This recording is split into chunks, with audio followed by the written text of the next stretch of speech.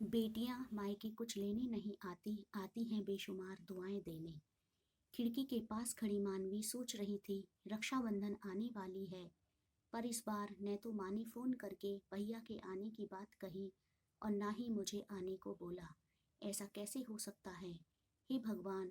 बस ठीक हो सब कुछ। अपनी सास से बोली, माँ जी मुझे बहुत डर लग रहा है, पता नहीं क्या हो गया, मुझे कैसे भूल गए इस बार। सास ने इजाज़त देते हुए कहा, कोई बात नहीं बेटा, तुम एक बार खुद जाकर देख आओ। सास की आज्ञा मिलने भर की देर थी, मानवी अपने पति के साथ मायके आ पहुंची। परंतु इस बार घर के अंदर कदम रखते ही उसे सब कुछ बदला सा महसूस हुआ।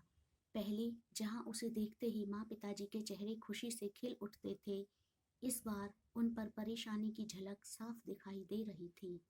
पहले भाभी उसे देखते ही दौड़ी चली आती और प्यार से गले लगा लेती थी, पर इस बार दूर से ही एक हल्की सी मुस्कान दे डाली। भैया भी ज्यादा खुश नहीं दिखे। मानवी ने जैसे तैसे एक रात बिताई, परंतु अगले दिन जैसे ही उसके पति उसे मायके छोड़ वापस गए, उसने अपनी माँ से बात की।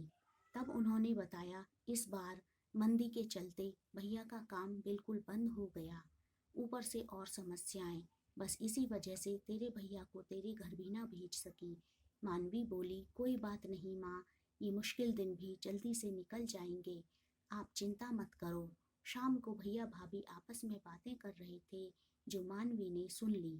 भैया बोल रहे थे, पहले ही घर चलाना इतना मुश्किल हो रहा था,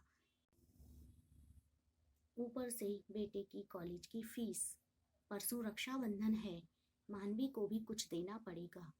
भाभी बोली, कोई बात नहीं, आप चिंता ना करें, ये मेरी चूड़ियाँ बहुत पुरानी हो गई हैं, इन्हें बेचकर जो पैसे आएंगे उससे मानवी दीदी को त्योहार भी दे देंगे और कॉलेज की फीस भी भर देंगे।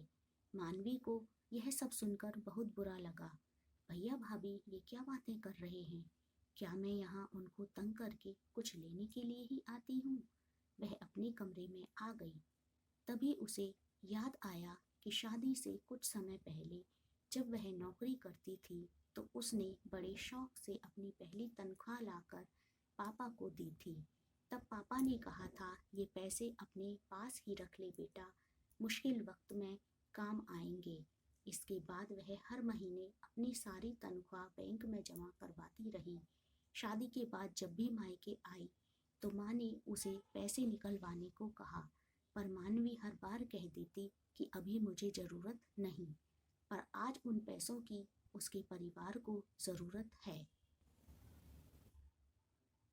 वह अगले दिन की सुबह भतीजे को लेकर बैंक गई और सारे पैसे निकलवा कर पहले भतीजे की कॉलेज की फीस जमा की और फिर घर का जरूरी सामान खरीद कर घर वापस आ गई। अगले दिन जब भैया का टीका किया तो भैया ने भरी आंखों से उसके हाथ 100 का नोट रखा। मानवी मना करने लगी तो भैया बोले, ये तो शगुन है पगली, मना मत करना।